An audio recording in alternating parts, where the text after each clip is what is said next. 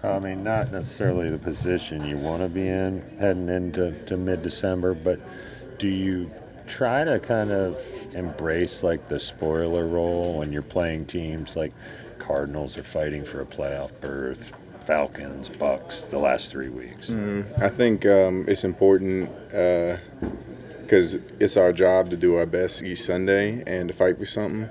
And I know that's tough in the position we are in the season, but I think that's the culture that's instilled here is to fight to the very end, and that's why I love going to war with these guys, man, because that's what everyone's doing. No one's giving up, no one's got quit in them, and I think that's a positive outlook, especially showing what our future shows.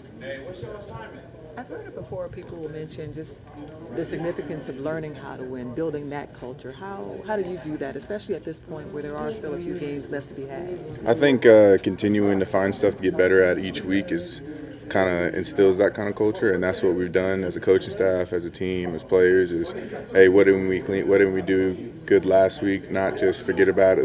Let's figure out what makes that better. Take the next step. And I think doing that each week, progressively.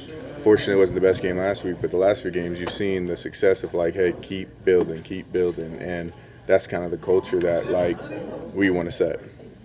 Did you see any common threads after looking at the tape in terms of where the missteps were and things that you can clean up for this week? I think it's really just details, man. When the bullets, it's easy to go over that stuff before the bullets start flying. But I think coming to sideline, reconvening, talking with each other, and really having that communication on what we can do better, that's, I think, what helps it the best. Have you started doing any scouting reports on the Indiana Hoosiers yet?